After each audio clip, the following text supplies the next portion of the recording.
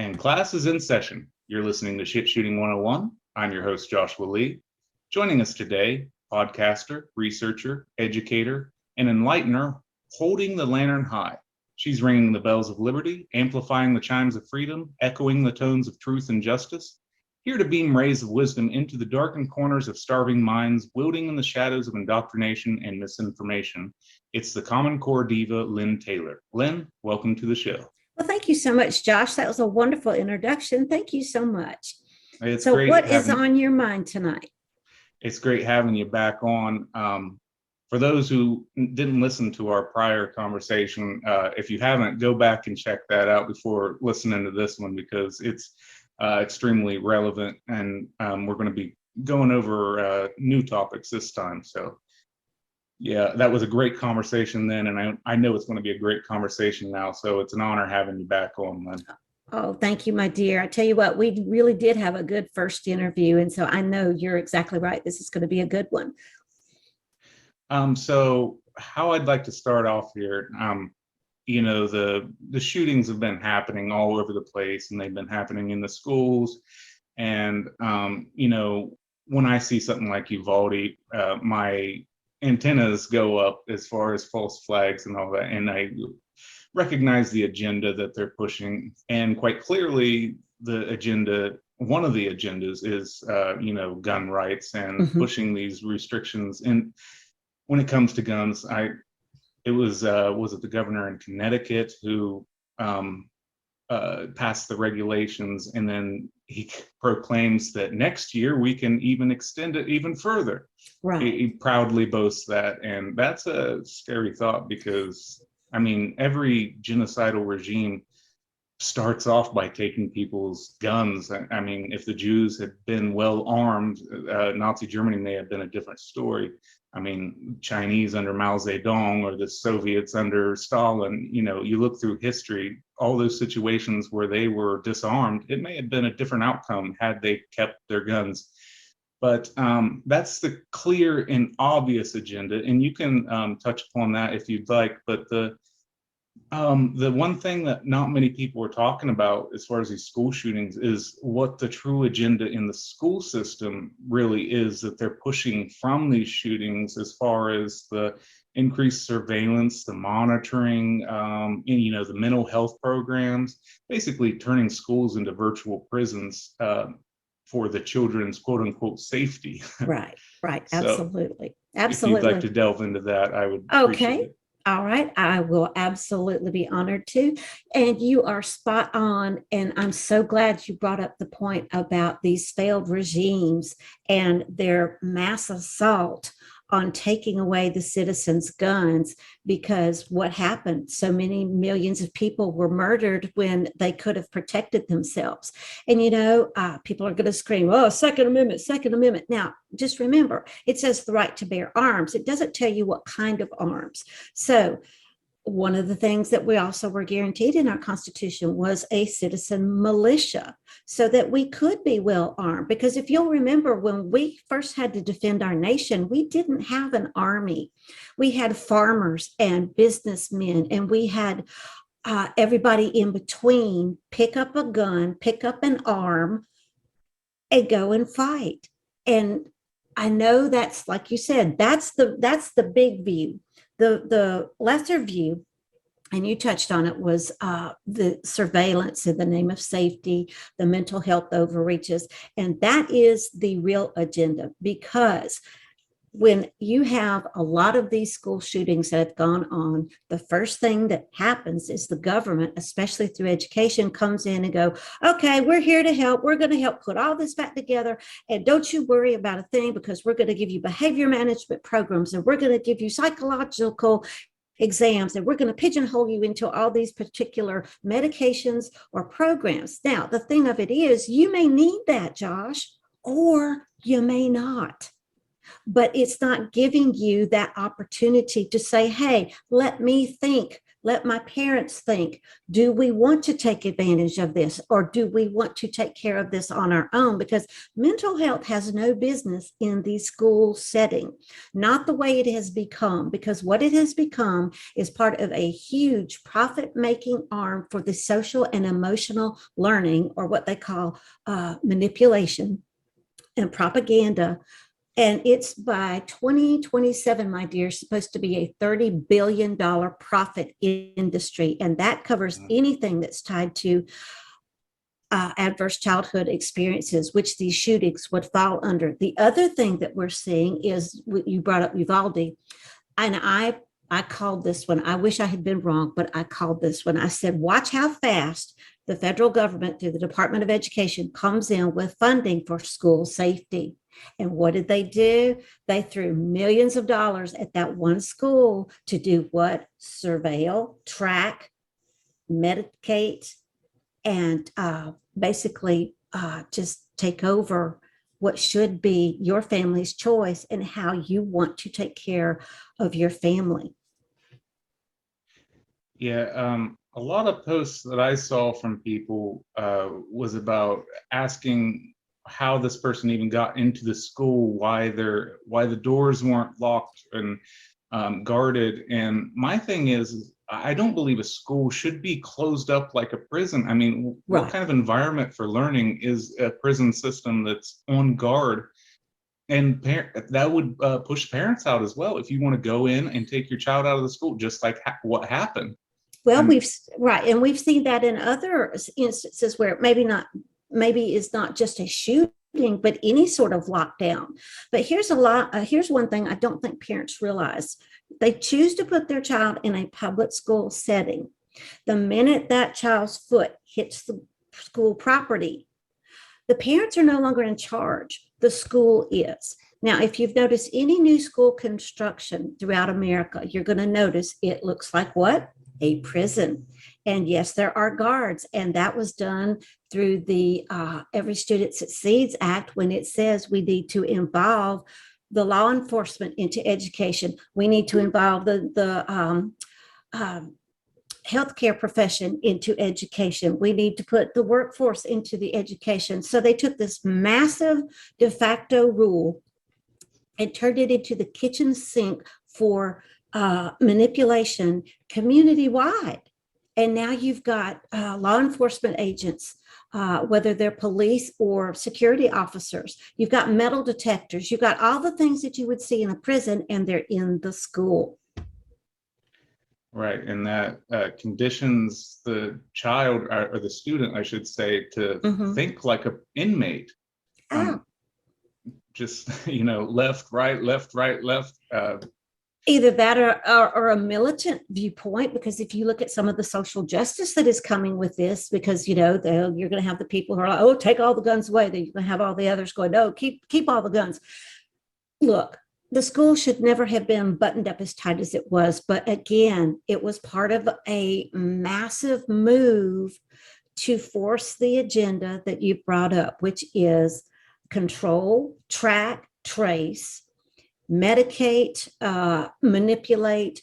And one of the supposed safety programs that comes in with this is called ALICE. And I don't remember what the acronym is for, but it is all this fear and gloom and doom that these people go through who take this course to supposedly help you feel safe in the school.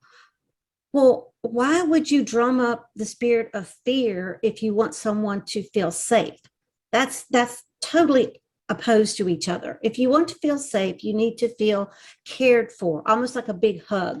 But this particular training, and the interview I did for this, Josh, showed the training video, and it was awful. I mean, even if you weren't in the school setting, it was like, well, I don't want to walk in that building. Not after they just described it like that. Nobody would want to walk in that building. But that's just one of the programs. But the reason why it exists is because somebody from Columbine has said, oh, we need to work with all these government agencies, and we need to put this kind of safety training to use, when it's nothing but just, like I said, it's like a big fear factor. And it's no wonder we have students who don't want to go to school or teachers who don't want to teach in these environments because it's not safe. But they've got this militant plan of, okay, here's how we bar the door, and here's how we this, and here's how we that. Again, it's manipulation, and our government is footing the bill, and especially in the name of COVID, because that's where a lot of the school safety for Uvalde came from, was from uh, the American Relief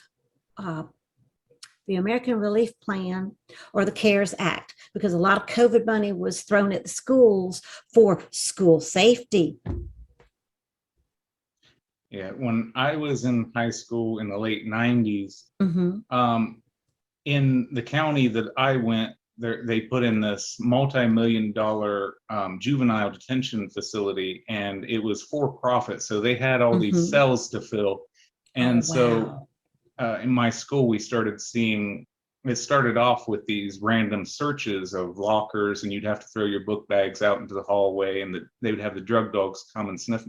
It was a farm town school. It was just a really small school. There was no problem with violence or drugs. I mean, there was drugs there, but it wasn't a huge problem that they had to do this. It started off with that, and then it escalated to having guards at the door, guards at the cafeteria, just actual cops everywhere you went. And this was just designed to drum up all these juvenile delinquents, quote unquote, so that they could fill their multi-million-dollar juvenile detention facility. Yeah. It's a big money making scheme. And I'm going to tell you what, if you look at the prison system, a lot of it has turned over to for profit. And oh, yes, we have to fill those prisons because those big corporations have to make money. But what they don't understand is that some of those big corporations are operating PACs and super PACs for political purposes, or they're having lobbyists go in and tickle the ears of those who are in charge, be it at a state level or a federal level. And it's insane the amount of fascist corporation business that's going on in America. And people are wondering, well, why in the world is America such a mess? Yeah, we're leading into my next question here. Okay. When our schools are all owned by big government, big media, big business, big tech, and big pharma, how can we ever expect the general population to be well informed on the corruptions of these owners and operators? Or, as I posted on Twitter, when the schools and educational tools are controlled by the ghouls, how can we expect to churn out anything but fools? So, Lynne, excellent point. Can you help my listeners understand why the free public school system isn't as necessary or important as we've been trained to believe? Oh, thank you. Because what used to be the purpose of education, which was imparting knowledge, has been replaced with let's impart barely educated people so that they don't know how to think, but they're told what to think and what to do. And it's because economy has been put in importance over people. And the way that I know that is because of all the governmental agencies and public-private partnerships that we see our government at local, state, and federal levels participate in. And they're going under the guise of turning citizens from free-thinking people into what's known as human capital. Now, what that means, Josh, is that the Organization for Economic Cooperation and Development, which is a huge sister partner of the United Nations, and the United States is a member of both organizations, came up with this term, human capital, because they wanted you to feel good about being worth more as a job, a number, or a slot filler than you ever have felt as being a wonderfully made human being with total capabilities of doing wonderful things that you want to do. No, you'll be this human capital minion, if you will, to be told, okay, well, the test said you needed to go be a paper folder, Josh, and I need to go be a paper folder too. But let's say I didn't like paper. Let's say I'd had so many paper cuts, I didn't want to be around paper. But because my test at my school said that's what my job needed to be, that's what I'm trained for. That's what you're trained for. And I don't know if you've ever followed the great whistleblower from the U.S. Department of Education, Charlotte Iserbyt. She put it in a brilliant example. And that was, let's say you've gone through the system. Now, remember, this is not just reserved for public school students. This is meant for every age, every education choice, because at one point or another, Josh, you're going to have to go to work. You're going to have to enter the system at some point through education or work, or sometimes a combined duo of both. So Charlotte was saying, okay, let's say you took the assessment and it said you need to go be a welder. Okay. And you go through all the years of school that teaches you nothing but welding. And then the government says, okay, we have a job opening for welders and we only need 9. Now you do everything you can to get there on time and you find you're number 10 in line. What did you just devote your life to? Learning to do nothing but welding. And now that slot has been filled, that quota has been met, and you're useless. So what does the government do? This is where I come in. What does the government do? They turn you around and they reskill you for another job slot for you to go fill. That's very well put. There's a lot to think on there. And the analogy of the paper folder, it's not I was going to say not far off from reality, but that is a very real possibility, the way that they're dumbing us down so much. Right. So let me move on here. Okay. I hope that explained it well enough for everyone. I really do, because I know it's hard for people to understand that what they're seeing happen isn't as nice as it seems. Right. You explained it so well that I couldn't think of anything to add to it. Okay. But I do like your tweet. I thought that was wonderful. So I'll have to get your Twitter address after we're through on air. All right, cool deal. Okay. The Parental Rights in Education bill in Florida, interestingly, it's House Bill 616, which if anyone watched my Restraint by Numbers episode will know that that was the original number of the beast. This bill has been given the misnomer of the Don't Say Gay bill, which is not at all what it is. Can you walk us through what's going on with parental rights in the school system? Sure. Okay. Florida is being used as an example for one reason and one reason only, and that is because Ron DeSantis is the governor. He is in the front running to be picked as Trump's running mate for 2024. Because they're such a dynamic duo. Now, if you've listened to any of my other shows, if you've been on my blog and you have seen the exposure that I have given to the real agenda behind DeSantis and to Trump, the reason why they're being touted as such a great team, Josh, is because they have the same funding corporations, the same PACs, the same agenda, which is to look like they're all American, and behind them, they're just as globalistic as they possibly can be. And, you know, people are going to say, oh, well, you just hate Republicans. You must be a Democrat. No, let me tell you, I'm neither, because I saw the collusion between the two major parties years ago. And I said, you know what? Never been one. Tired of being this other one, so I'm going to go be an independent voter. Now, has that worked so well? No, because guess what? Third parties, as we well know, in this particular landscape of America, have not worked for generations, because the agenda to unite the two major parties was always the plan. Because if you the fewer political parties you have, the less voting choice you have. And believe it or not, the voting rights, the privilege, the constitutional guaranteed right to vote is tied up through school choice and these parental rights bills. And I'm fixing to tell you how. Okay. So I wanted to give you that little bit of background so you'll know why Florida was chosen. And then the media ran amok with this. Oh, look at what it says. No, it didn't, because I know you read it. I know I read it. The person that I did a co-broadcast with, she read it as well. And we reported on it. What it pointed out was it didn't say you can't say the word gay. What it said was we're going to take inappropriate comprehensive sexual education, and we're going to keep it out of K through third grade, but we're going to introduce it at fourth grade.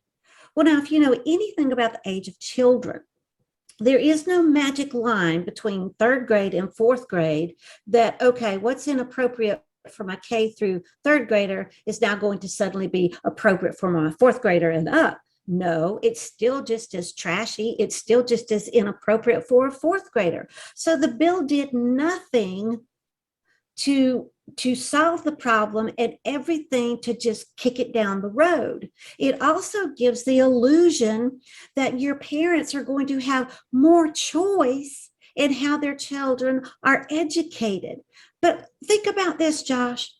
Do I need the government's permission to do anything with my children when it comes to education? I shouldn't. I do, but I shouldn't, because God made you a parent, not the government, not the school system. So what they did with this bill, again, is they are propping up this illusion that, oh, if your state, because Florida is not the only state that is either passing this type of bill or is coming up with it. Many of the states are, and it is, again, to help sway the 2024 elections. It is to sway the 2022 midterms, because the government is promising you, especially the GOP, that the more school choice you have, the more freedom loving they are, and they'll be the one, because they're after looking after your family. What they don't realize is that through these parental rights bills, not only are you going to have to go mother may I to the state with your school choice, supposedly, but any money that comes with it. And if you don't use the money in which the government says, guess what? Fine or prison. Now, does that sound free? Does that sound like choice? And if people don't understand what I mean about there is no choice, page 17 of the Every Student Succeeds Act clearly stated all education had to be aligned to the same post-secondary readiness standards as laid out by the Workforce Innovation and Opportunity Act. Josh, right there, one word, all. K through 12, public education? No, no, no, no, no, no, no, no. Daycare to grave, every education. So that one sentence wiped out what we had before, which was school choice. And now what we're replaced with is that all the standards, all the tests, all the teaching, all the curriculum, all the things that go in it have to be the same thing. And people are going to say, oh, well, wait a minute, I homeschool and I don't use any of that stuff. If you give your homeschooling student a nationally normed assessment, guess what? You just did. Now, how this is tied to voting rights, taxation, because we pay our taxes to help have school boards. With this school choice, that this agenda behind the school choice has been in the works since probably the 70s. I know for sure it was the 80s, and by the early 90s, we had all kinds of supposed conservative think tanks and liberal think tanks go, oh, wait a minute. If we kill all kinds of education choices out there and we dress it up to look like, oh, they have choice, we can get them to rebrand education and we can be in control. And that's precisely what they're doing. And when you do that, when you say, okay, I'll take the money, I'll take the government control, you're muting the parent's voice. You're signing your child up to be tracked through their backpacks of money, or money following the child, which sets up data tracking like you just would not believe. I think it's like 4,000 personal private information points are attached to all those dollars. But what you do is you are ending your voice on your local school board. And if you look at the big tech, big pharma, all those big groups you named, part of their agenda in restructuring America, it's a 15 plank system. And right dead in the middle is to eradicate all school boards, be it public, private, charter, whatever. Now, homeschools don't typically have school boards, but they do have parent organizations. So, what is that telling you? It's telling you that you're not as free as you thought you were when it comes to where your child goes to school. That's the only thing you're choosing, because the curriculum and all the other things are the same. They absolutely are. So this is the plan, is to take away your choice in education, eradicate all private school, therefore rebranding it public school to be under federal control. And under federal control, you wipe out local control and you wipe out local representation. Now, the Department of Education recently has announced that they have just come up with are you ready? A family engagement commission. And if you look at the entities that are advising on this particular commission to these parents, every one of them is every one of them is tied to either the United Nations or what I call the Common Core machine. Those parents on that particular commission do not stand a chance of having their voices heard, because they will be muted by money and agenda. Yeah, it's what you're gonna do. I wish I had better news. I'm sorry. Yeah, and it's all overwhelming, but the truth has to be told to get over it. Yes. We need to hear it, because what are your politicians out doing now? They're campaigning, and what are some of their platforms, Josh? Right. One of them is school choice, because after all, you need the right to choose what's right for your child. And I don't argue with that, but when it comes with all that hidden agenda, why would you say yes to it? It's like that quote from Frank Zappa where he talks about the brick wall that's behind the lace curtain. That's precisely what our families are going to be running into if they take the government cheese on the school choice garbage or the parental rights. You don't need your state to tell you what your rights as a parent are. You absolutely don't. It's a con job to get you under government control. Right. And when your government talks about parental rights, it's usually them talking about how they're going to parent you. Mm-hmm. They want to be your mommy and daddy. And I say no more of that. The whole DeSantis thing, I was on a podcast being interviewed, I don't know, a year and a half ago or so. Mm-hmm. And I made the mistake of saying DeSantis is looking like a bit of a hero. And when I got off of that recording, I was like, oh, what did you just say, Josh? I forgot to clarify that I don't trust any politician. I never will. And I never have, and never will. Yeah. And we need to recognize that they're just the face of the company. They're just Chester Cheetah. Right. They absolutely are. And if you look at it, if you go, let's see, if you go to my blog, commoncorediva.com, and you type in DeSantis, DeVos, and Trump, the articles that you will get tying the three of those people together. Now, people are going to probably hear this. If they're in that particular mindset to vote, they're going to think, oh, well, she just really doesn't like him. I didn't like the other guy either. Okay. I called him out just as much. I don't respect the R or the D because they have earned no respect. They deserve no hero worship because they are criminals. They are not heroes.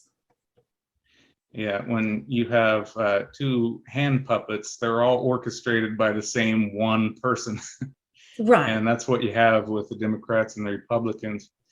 Where was I going with that? So looking at Florida, mm-hmm. and, the family thing, that like he's sticking up for families supposedly.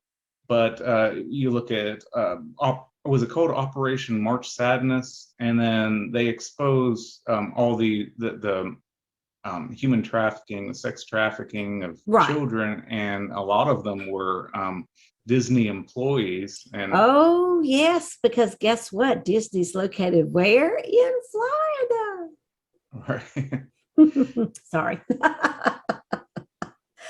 and Oh, goodness. and so you have this bill that's all about the parents being able to decide what their children are being taught as far as sexuality. And then you have on the other side of this, right there at a theme park, children being exploited sexually and trafficked sexually. Right. and Right. and it's not like this was anything new. Disney has been exposing themselves from the very beginning. So where Yeah. was a DeSantis then? Where was a Trump then? Trump just emerges and DeSantis just emerges out of nowhere. And how old are these guys? They've had all these years to do anything about anything. And Well, but now they're the heroes. here's the thing. I knew the minute when Trump was running for office, when he picked Mike Pence as his running mate, I knew then that America was not going to get better, because Mike Pence, governor of Indiana, lied to his entire state when he said, oh, yes, we got rid of Common Core, and then turned around and rebranded it, didn't get rid of it, just rebranded it. Because what does Pence represent? All the workforce side of education, the career tech education, the STEM, all those jobs need educated workers. Well, think about this. I don't know how it was when you went to high school, but when I went, we had shop classes, we had home ec classes, we had English and history and science and math and all these other things. But it wasn't, okay, well, you go take a test and now here's the rest of your high school career tracked out for you in a job. But this is something that Mike Pence likes to prop up, because look who funds Mike Pence. Look who funded Trump. If you look at the influence map of Soros's money, both those people are in that. DeVos is in that. DeSantis is on down the line. If you look at a lot of the Trump money trails, you will see that a lot of these supposed politicians who are really out there to save your family and get your vote, guess what? They're in on this too. And that's why you see so many of the states going, oh, yes, we're going to write a school choice bill. Oh, yes, we're going to write a parental rights bill. And there you have so many parents who have been so just glossed over as far as their thinking that, oh, the government's going to give me money. Oh, the government's going to give me rights. Oh, wow. Well, okay. What did you just do? You talked about those failed regimes where they took the guns and more people were murdered. What are they doing with this? They're taking your freedom, they're taking your children, and you're letting them, and you're destroying your family as well as your right to have local control, your voice heard, and telling the government to take a hike. So think of it that way. And we have all these hot button issues that are popping up left and right. I mean, Roe versus Wade is a big one. The gun bills and all of that. It's just everywhere you turn, there's a new hot button issue that divides the country into these two camps. You're either far left or you're far right. Right. And so it serves to divide and conquer us, as well as keep us in these red and blue mind frame. And like you were talking about, the third party is a joke. Well, why is it called a third party? Why is there a first and second party? Who decided that? I didn't vote on it. Wasn't us. No, right. It wasn't us, because if you go and you look at the political history of this nation, we had several parties at one time. But because this progressive agenda to restructure our nation has been well in place for at least 100 years, Josh, this is part of why they needed to say, okay, and I think it was Jefferson who said, maybe it was Adams, I don't know, it was one of them said, if you want to put America in a horrendous demise of a situation have two parties. And where are we at? And the reason why they want to keep pushing the right versus the left, the R versus the D, is to keep us, as you just said, divided. But what a lot of people are waking up to is the fact of there are a heck of a lot more of us in the middle, and we aren't being heard, but we need to be heard, because we don't want the left, we don't want the right, we just want our freedom, we just want to be left alone to do what it is that we were guaranteed, which was life, liberty, and the pursuit of happiness. That was all our government said they would guarantee to help protect, not to give, to protect, because it was God Almighty who gave us those rights, because they're natural rights. Just like when you become a parent and you become a family, that's a natural right. It is not a government assigned patrol, but that's what they're turning it into. Right. And when you create black and white factions, you eliminate the gray from people's minds. They don't even recognize that there's a gray area. They just see they're over there, they're wrong. I'm over here, I'm right. And they're wrong because I'm right because they're wrong. Yeah. And I think maybe all of us in the middle, because as you said, we are the overwhelming majority. Us in the middle, maybe we should just put our name on the ballot, not as one person, not as one representative, but collectively as the whole, as the overwhelming majority. We'll just go by the name, overwhelming majority. Yeah. There's an image, and I don't think it'll show up, but it's basically this place where you have a race, and you have a well-dressed businessman over here, and he's representing the politicians. And then you have this woman who's dressed in a running outfit, and they have the same goal line, which is, further back in the picture. And she's looking over at him, and he's representing the Republicans and the Democrats, and she's representing the third party. And she's looking at him going, it's the same distance, so why do you make it impossible for me to even try? And that is so true, because but think about it. But what better way to, as you just said, divide and control? And that's the whole thing. But pretty soon there's not going to be a division, because we'll all be in the same pot and they'll be in control. That's why we need to have shows like this, so we can start having conversations now about what do we do to break the system? What do we do to not only take back our freedoms that we have let be sold or taken, because we have one way or the other? How do we tell the system we will not stand for this treason, this tyranny anymore? Because if you look at the Declaration of Independence, Josh, we were charged as American citizens to, when we spotted bad government, it was our duty, it was our privilege to go shut it down, punish the people who were doing the wrong, set things right, get new people in there, and basically start over. And we have become so addicted to the government funding, the government whatever, that we have allowed ourselves to say, oh, well, golly gee, they just gave me the right to go blow my nose. No, if you need to blow your nose, go blow your nose. You don't need the government going, oh, you can do that now. I thoroughly agree with that. And that pot you say that they're putting us all in, it's boiling over at this point. We need to quit being the boiling frog and leap out of there while we still can. Absolutely. But, you brought up the hot button issues. Think about this. Think about, if you haven't understood much of anything else I've said, take off the Republican, the Democrat goggles for just a second, put them aside, and look at how close we are to November 2022. Look at the campaign speeches. Look at the legislative bills that are being passed or talked about. Look at all the events that are going on. Chaos has been stirred, Josh, for what reason?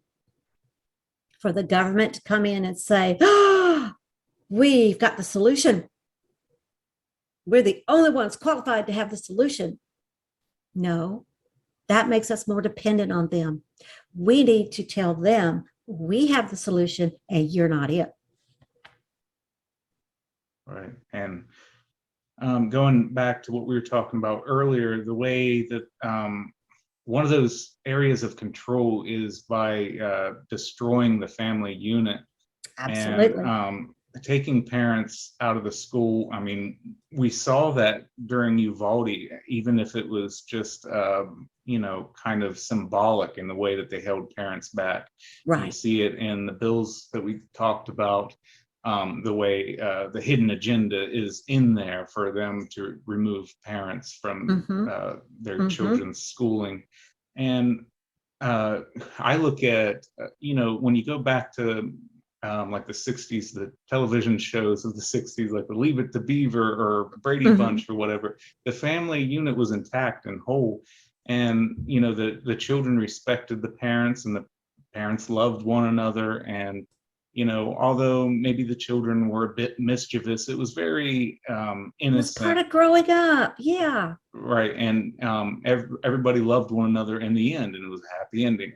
But then I don't know if it'd been somewhere in the 80s where all of a sudden the children are enemies of their own parents. And, it's this whole division of the household, and they've been subjecting our minds, programming our minds to, from a long period of time back to think of the family as this, in chaos. We don't get along, and the children shouldn't respect the parents, and the parents shouldn't sit down and have a conversation with the children. They should just stay in their room and hang out and not eat at the dinner table. It's been this, this cultural indoctrination as far as the breaking up of the family. How have you seen that? Well, I think you're absolutely correct. But again, let's go back to the underlying agenda. You cannot have a controlled nation if you have families that trust each other. You have to break that one way or another so that you will only trust the government or the government service or the government representative.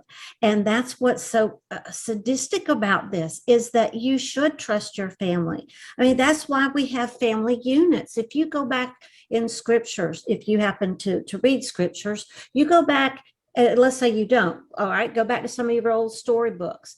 The family unit, as you just said, was designed to protect, to nurture, to guide, to teach. It was done that way. And often it was done in multi-generational levels. But think about when you said, from the 60s to the 80s, okay? At one point, it was no big deal if you were an adult and living with your family. And suddenly it got to be, no, you need to be out of the house by the time you're 18. You have to have a job. You have to be able to pay your own bills and all these other things. Well, that works for some people. It doesn't work for others.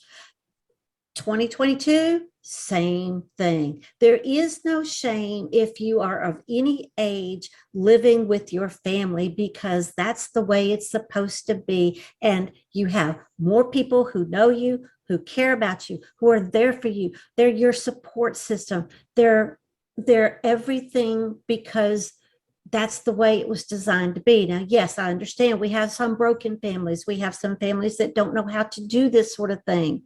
That's where we should be coming in as brothers and sisters to help them, not say, oh, well, you need to go down to the school and they'll give you parenting classes. Well, okay, why not? Because the government writes those parenting classes, puts up the outcomes that they want to see, and then forces families to jump through those hoops to achieve those. That's not a wonderful family unit. That is a government-controlled family unit that will implode or explode. And that's what we're seeing happen. And naturally, who can give actual parenting classes? The elders of our community, of our tribe, of absolutely. Our group. And that's been another cultural conditioning where you just throw them away into the attics of society, which is the nursing home. Yeah. And if you keep your elders with you, you're going to learn from them, and they're going to teach you, and they're going to help you with your children, and Mhm. that will keep the children intact with the parents, and the parents intact with their parents, and all that flows together wholly. Right. Right, absolutely. Well, think about All in the Family. Okay, that was a controversial 70s sitcom, but you had two adult couples who were family who lived together. And the reason why Gloria and Mike lived with um, uh, the Bunkers was because times were tight and they couldn't afford their own place. Now they worked up to, by the end of the show, they were able to get their own place. But you see, not everyone, and especially since COVID, and especially since a lot of the job losses and everything. I mean, you'll hear the headlines tell you, oh, there are all these jobs. Well, no, there really aren't. Point of it is, you've had a lot of folks who've had to move back in together, or a lot of folks who couldn't pay for their rent, so they had to come back home. Again, no shame in that. There shouldn't be, but we're in such a society that says, oh no, I have to be independent, I have to be on my own, I have to this, I have to that. No, you don't have to. But when you keep listening to the same propaganda, Josh, that's what you're going to believe.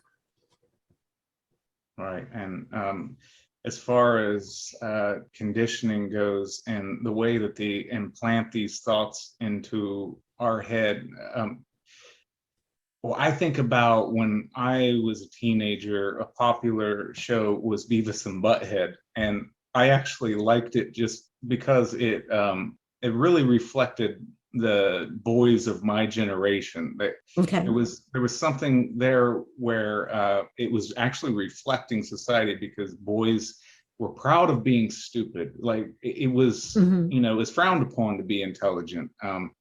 People don't like somebody who's more intelligent than you, because they may be able to trick you or sell you something you don't want to buy.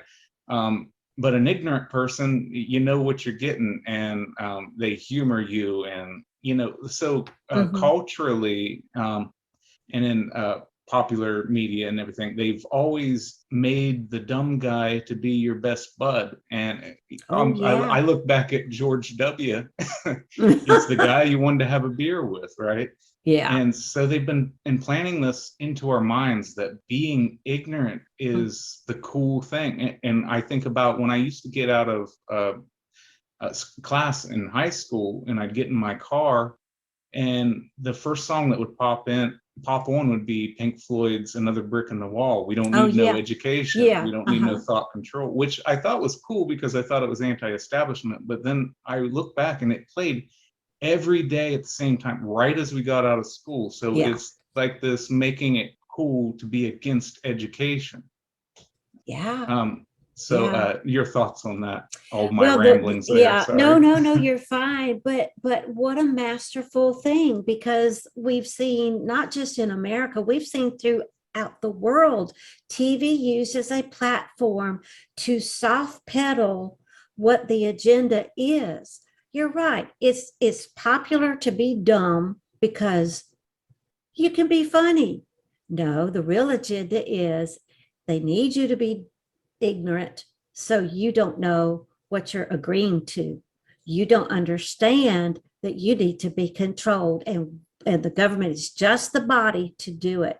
The reason why they don't want smart people is because we are onto them, and we can prove it, and we can think on our own, and we can point out where things are going on.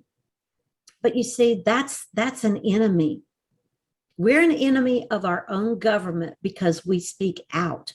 That's so wrong on so many levels. We should be being thanked for exposing what is going on, not told, oh, well, you're crazy. You have no idea what you're talking about. You haven't done your research. You just don't know. No, we have this over here because, that's what's real. That's what's real. Look at all the flashing lights. Look at all the headlines. Look at all the kabuki theater going on. Look at all the squirrels.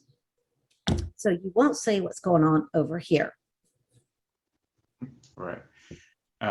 Yeah, and this, what you were just saying, it makes me think about the quote unquote fact checkers, and the way that they are this detour away from fact and reason into Never Never Land. I don't know where they're taking it actually, with these detours. But I've early on Facebook, I would sign up with, or I would follow these accounts that were supposed to be history based or whatever, and I would see them Right. post an article about George Washington's wooden teeth. He didn't have wooden teeth. That's not a fact. That's a myth. Yeah. And they're still pumping this out like that's fact, but that doesn't get fact checked. And I did this experiment one day, all day. I just posted nonsense after nonsense, and I posted it as if it was fact. And one of the things I remember was this guy who saw a real leprechaun, and I added to it that this is real. You guys need to share this and share it everywhere so that we know that leprechauns are real. And did the fact checkers touch any of the? Because I did that with like mermaids and unicorns. But we Did they didn't touch any of have that? fact checkers back then. I don't think. No. Oh, this is recent? This experiment I did maybe a year ago. Oh, yes, we did have fact checkers then. Yes, you're absolutely right. Yeah. I'm so sorry. I didn't mean to interrupt. I thought you Oh, meant no, further that's back. okay. No, they didn't touch it at all because it has nothing to do with fact. It has everything to do with your shining a light on something that is, that knowledge that you gain from it is dangerous to their agenda. That's everything it's about. It is. I mean, I got in so much deep doo-doo on Facebook because I had the audacity to post a picture of Goebel in his Nazi uniform, shaking his finger, and it was all about propaganda. But it was about the propaganda that they're using against you. So it was trying to get people to think about, hey, look at what's going on in our government. It mirrors the same thing. I got in so much trouble for posting that I was banned for 3 months from posting anything because I dared to show something that pointed to the truth. Did I agree with Goebel as far as what he did? Absolutely not. But he was brilliant in a nasty way about using propaganda against people. And we have in our history books a man by the name of Edward Bernays, who was Sigmund Freud's nephew, who was paid by the US government to do what? Come in and propagandize the entire nation on several things. I've read his book, and he has an entire section dedicated to propaganda in education. And it is one of those things, Josh, if you haven't read it, you need to find it, because it's one of those things that it's just like, you've got to be kidding me. So the US government's been doing this since the 20s. And here we are 100 years later, and they've just gotten better at it because they've gotten more people like Bernays in. So. Yeah, it's been a while since I've read Bernays, very dangerous character in our history. But, he was wicked. His own daughter didn't even like him.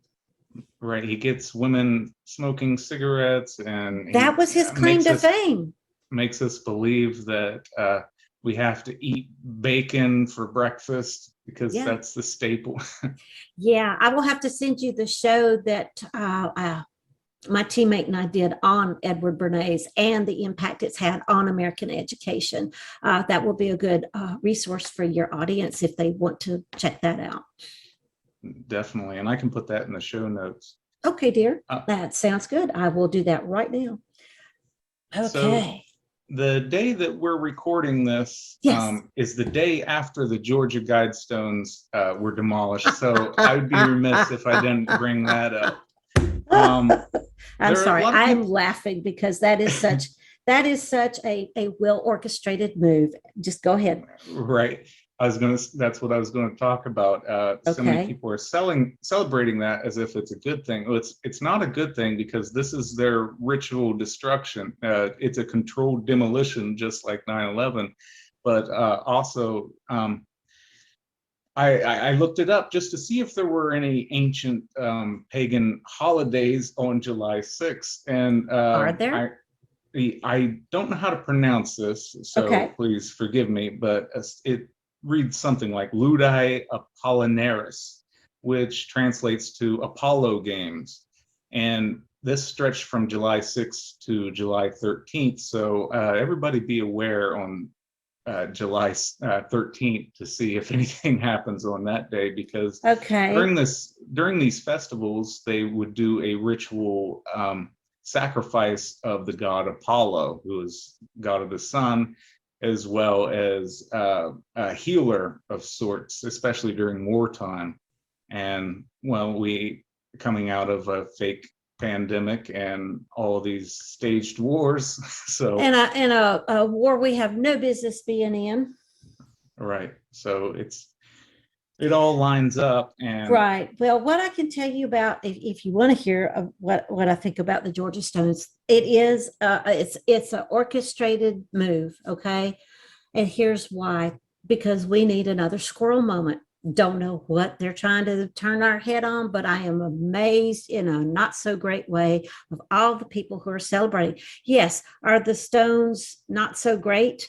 They're not great at all, because if you read what the agenda is on them, it's like a United Nations guidebook right there. So we know it has roots in Luciferianism.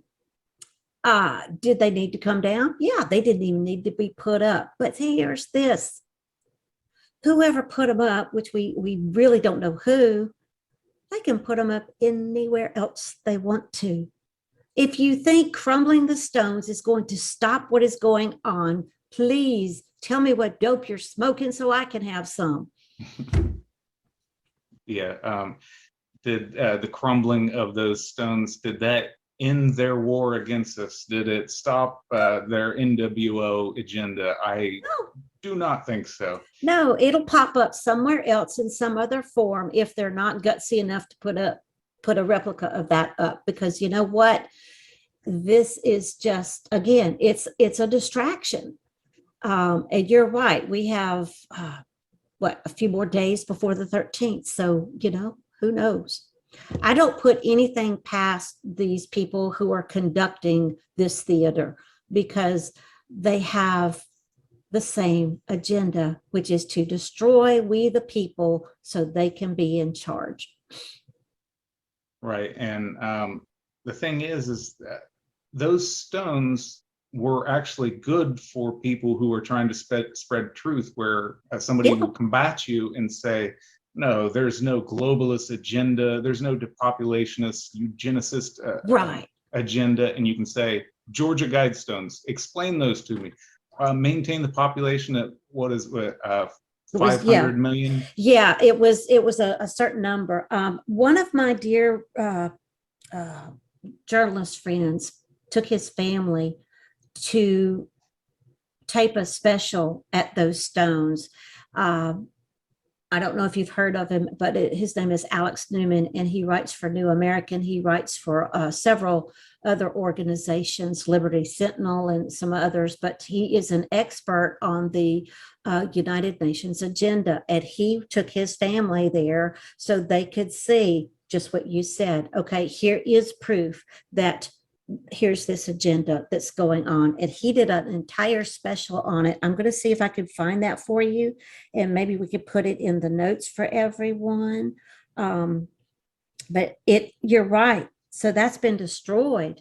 But if we can find, okay, if they're dumb enough to put another set of them up, well, we still will have proof. But because Alex taped this, we probably can have some truth there as well to share with others, because we're not all just wearing tinfoil hats going, oh goody, what lies can we spread now, you know uh, Right. And anyway. the destruction of that, if they don't erect new ones, I guarantee you that all evidence of them will start being deleted from all internet files. You won't find it on Google, you won't find it on YouTube. And so they will erase it from history. So then when you try to explain that there used to be these stones standing that said that they wanted to kill us off, people think you're nuts. I can't find it on the internet, it doesn't exist.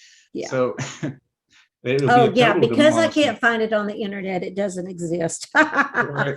That's such a wonderful validation. Oh no, it's not. Right.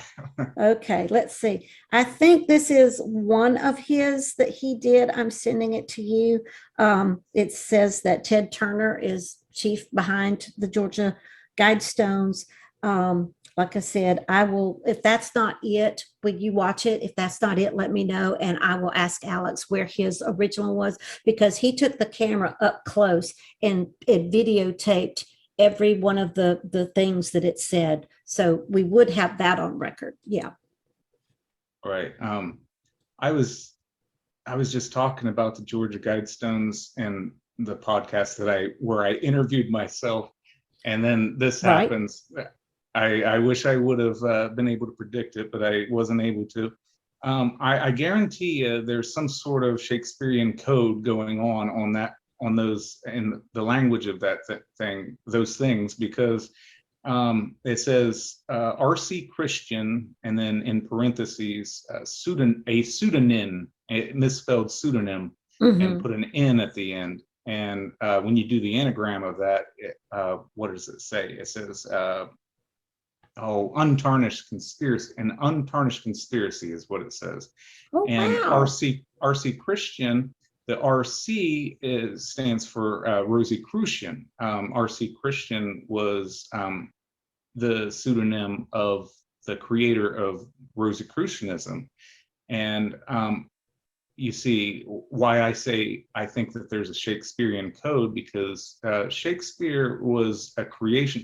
William Shakespeare, the actual guy, was not the author of all the Right. poetry and Mm-hmm.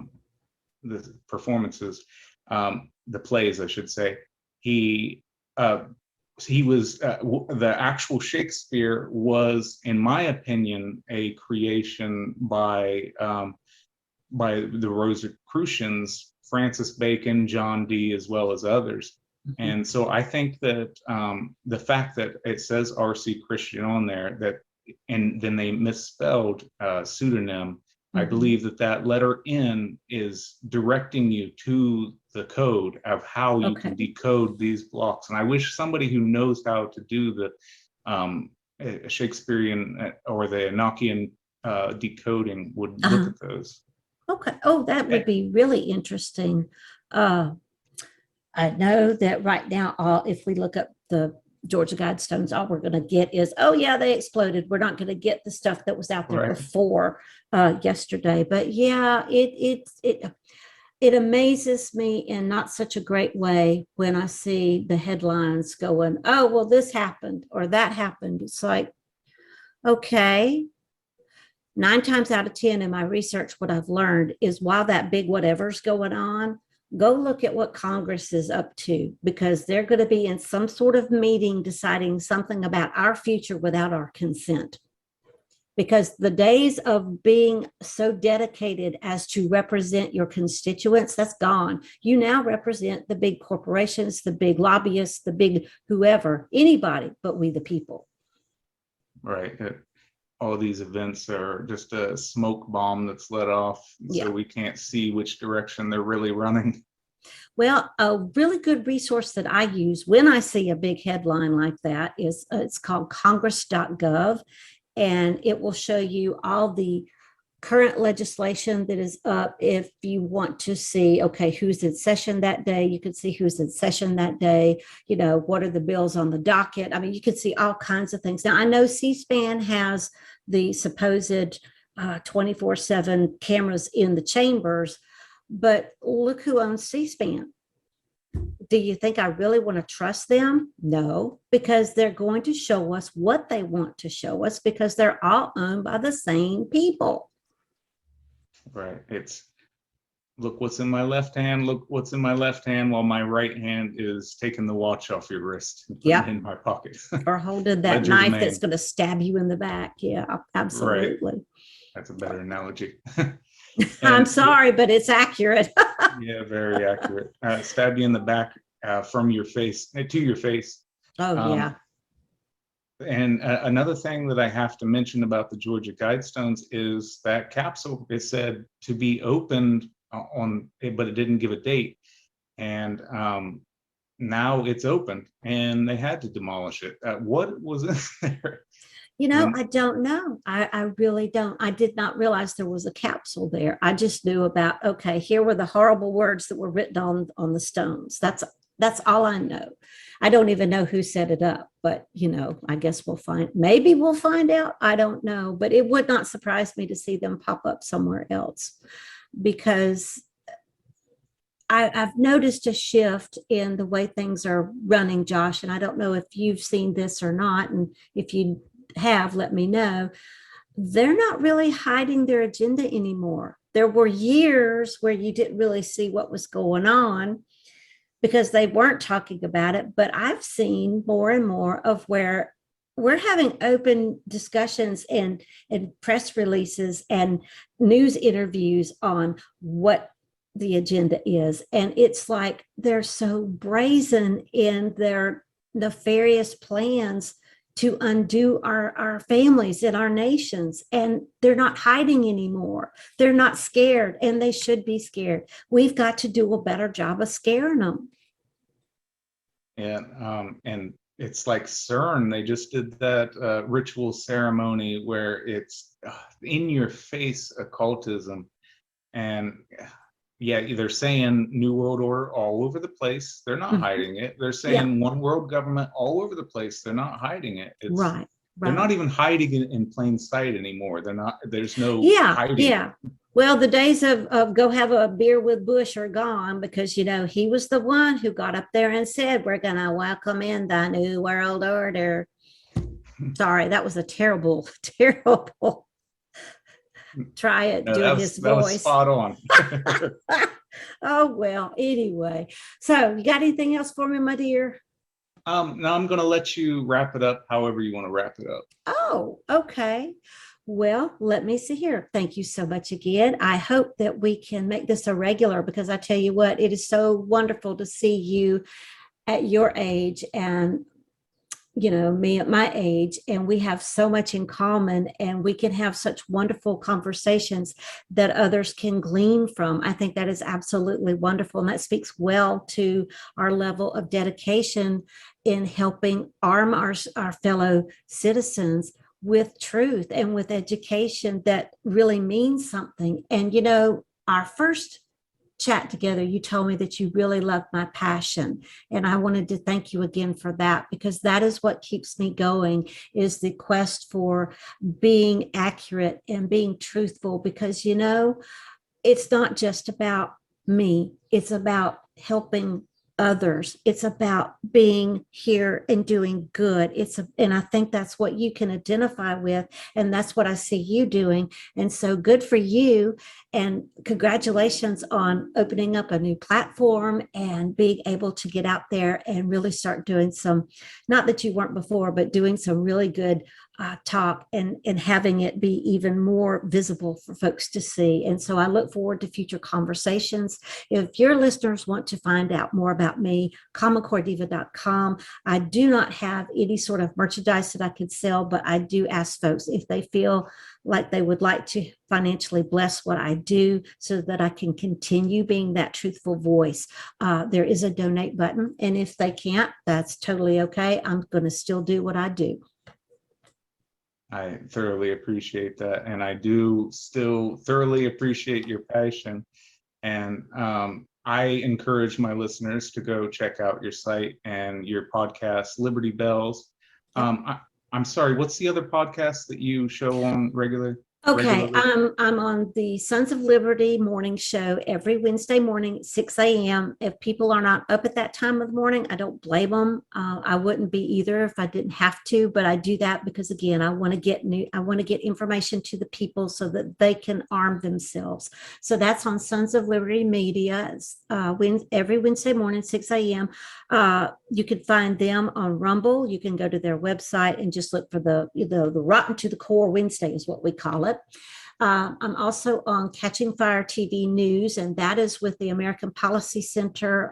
In fact, I will be taping my next episode for them Monday the 11th.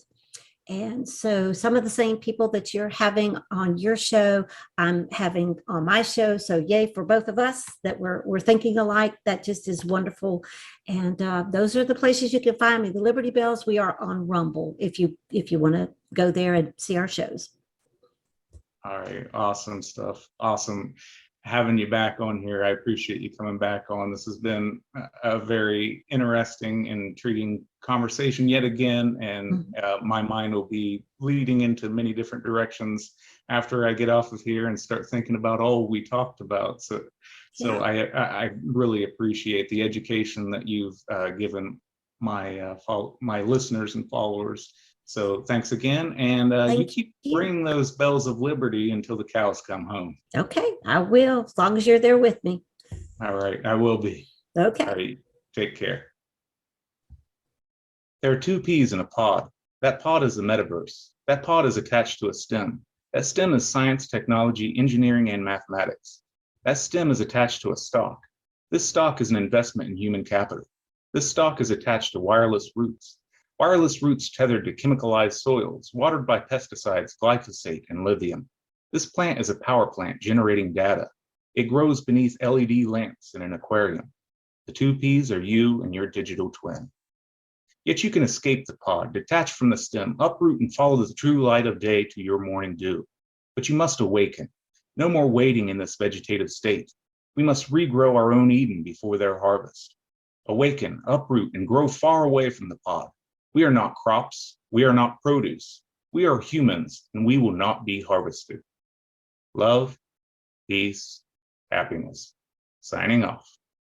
Deuces.